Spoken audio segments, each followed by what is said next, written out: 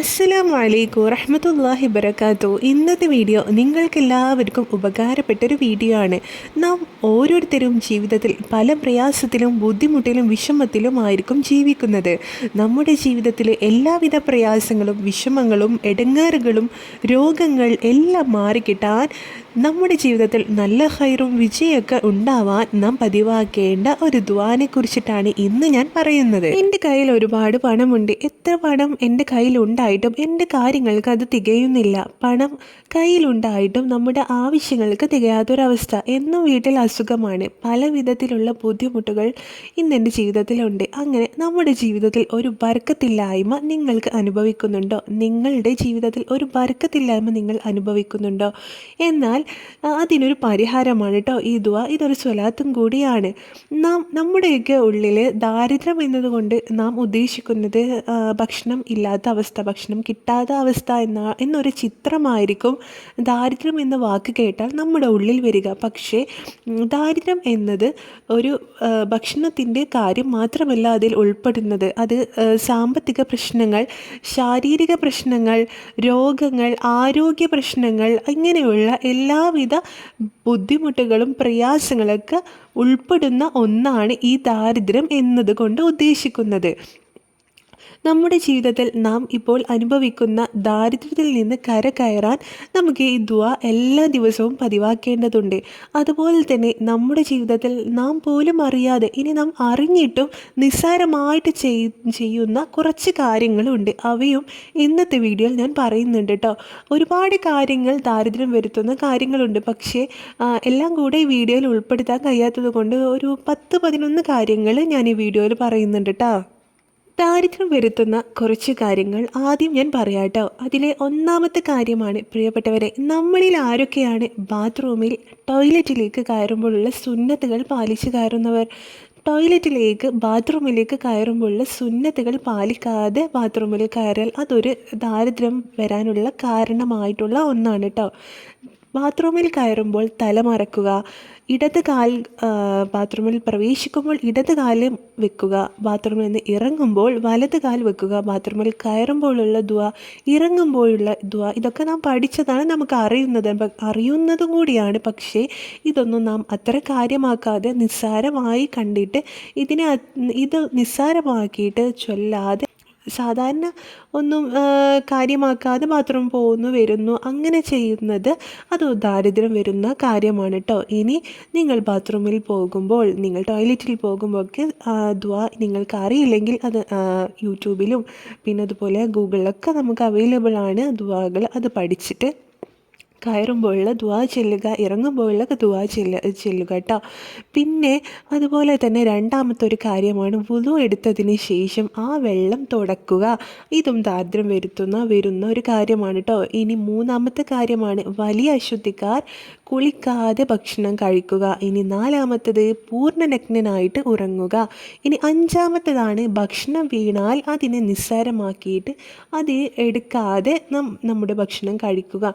ഭക്ഷണം വീണാൽ അത് വൃത്തിയുള്ള സ്ഥലത്താണെങ്കിൽ അത് എടുത്ത് നാം കഴിക്കണം. ഭക്ഷണത്തിനെ ബഹുമാനിക്കണം. നമ്മുടെ നബി സല്ലല്ലാഹു അലൈഹി വസല്ലമ തങ്ങൾ നമ്മെ പഠിപ്പിച്ച ഒരു സുന്നത്തും കൂടിയാണത്.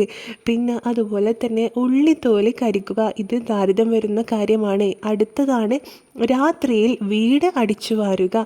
എപ്പോഴും ഇങ്ങനെ ചെയ്യുന്നതാ പ്രശ്നമാണ്. എപ്പോഴെങ്കിലും ഇനി അത്യാവശ്യ ഘട്ടങ്ങളിലൊക്കെ അങ്ങനെ ചെയ്യാൻ പ്രശ്നമില്ല. എപ്പോഴും അതൊരു ഹാബിറ്റായിട്ട് സ്ഥിരമായിട്ട് നിസ്സാരമായിട്ട് ഇതുകൊണ്ടൊക്കെ ഇപ്പം എന്ത് വരാനാ എന്ന രീതിയിൽ വീട് രാത്രി അടിച്ചു വാരുന്നതും പിന്നെ ദാരിദ്ര്യം വരുന്ന ഒരു കാര്യമാണ് കേട്ടോ.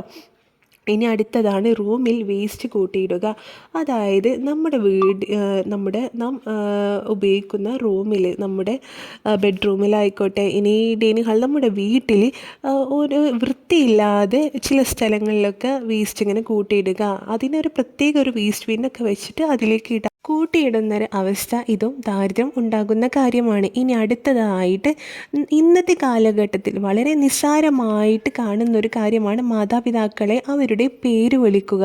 ഇത് വളരെ ഗൗരവമുള്ളൊരു കാര്യമാണ്. നമ്മുടെ മാതാപിതാക്കളെ നാം ബഹുമാനിക്കുക തന്നെ വേണം. നമ്മോട് റബ്ബ് പറഞ്ഞതാണ് ബഹുമാനിക്കണം എന്നത്.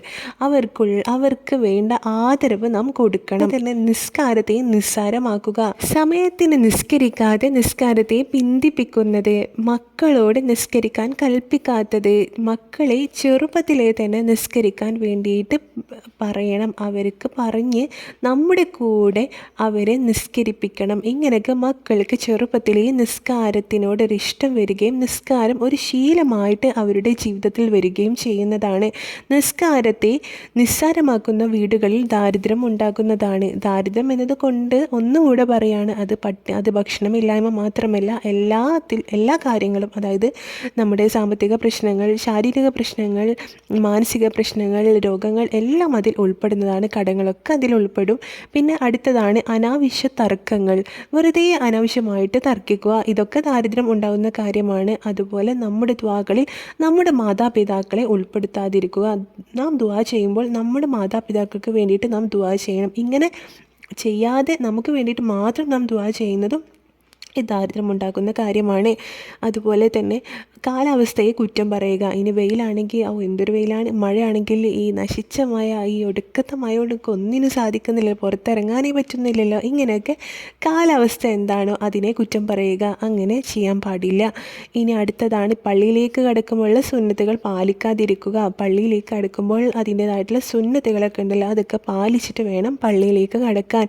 ഇനി അവസാനത്തതാണ് ഇബാദത്തുകൾ നിസ്സാരമാക്കുക. തന്നെ നാം പറഞ്ഞ ഇനി ഖുർആൻ ദിക്റുകൾ ഇതൊക്കെ നിസ്സാരമാക്കുക.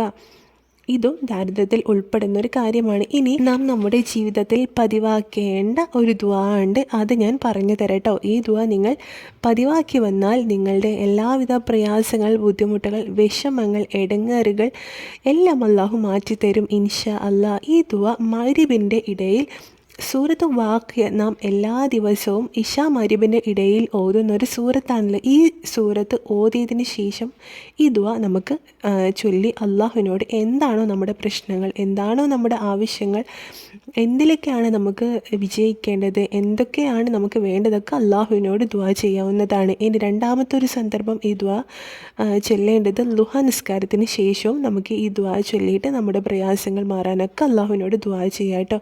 ഇനി ഏതാണ് ഈ ദുആ, ഈ സ്വലാത്ത് ഏതാണെന്ന് ഞാൻ പറഞ്ഞു തരാം കേട്ടോ.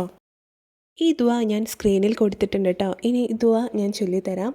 اللهم صل وسلم على سيدنا محمد وعلى آل سيدنا محمد وهب لنا اللهم من رزقك الحلال الطيب المبارك ما تسون به وجوهنا عن التعرض إلى أحد من خلقك واجعل لنا اللهم إليه طريقا سهلا من غير تعب ولا نسب ولا منة ولا تبعة وجنبنا اللهم الحرام حيث كان وأين كان وعند من كان ولا نستعين بنعمتك إلا على ما تحبه يا أرحم الراحمين وهل بيننا وبين أهله واقبل عنا أيديهم واصرف عنا قلوبهم حتى لا نتقلب إلا فيما يرضيك. പ്രിയപ്പെട്ടവരെ, ഈ ദുആണ് നാം എല്ലാ ദിവസവും പതിവാക്കേണ്ടത്. ഒരു തവണയെങ്കിലും ഇശാ മഗ്‌രിബിൻ്റെ ഇടയിൽ വാഖിയ സൂറത്ത് ഓതിയതിന് ശേഷം ഈ ദുആ പറഞ്ഞിട്ട് അള്ളാഹുവിനോട് ദുആ ചെയ്യുക കേട്ടോ. നിങ്ങളുടെ എല്ലാ കാര്യങ്ങളും അള്ളാഹുവിനോട് തുറന്നു പറയുക. നിങ്ങളുടെ ആവശ്യങ്ങൾ, നിങ്ങളുടെ ആഗ്രഹങ്ങൾ എല്ലാം, നിങ്ങളുടെ പ്രയാസങ്ങൾ മാറാൻ, വിഷമങ്ങൾ മാറാൻ എല്ലാം പറഞ്ഞ് അള്ളാഹുവിനോട് ദുആ ചെയ്യുക. ദുആക്ക് വളരെ പെട്ടെന്ന് തന്നെ ഉത്തരം ലഭിക്കുന്നതാണ് ഇൻഷാ അല്ലാഹ്. ഈ വീഡിയോ നിങ്ങൾക്ക് ഉപകാരപ്പെട്ടു എന്ന് വിശ്വസിക്കുന്നു. ഇതുപോലെയുള്ള നല്ല അറിവുകളുമായി വീണ്ടും വരാട്ടോ ഇൻഷാ അല്ലാഹ്. അസ്സലാമു അലൈക്കും.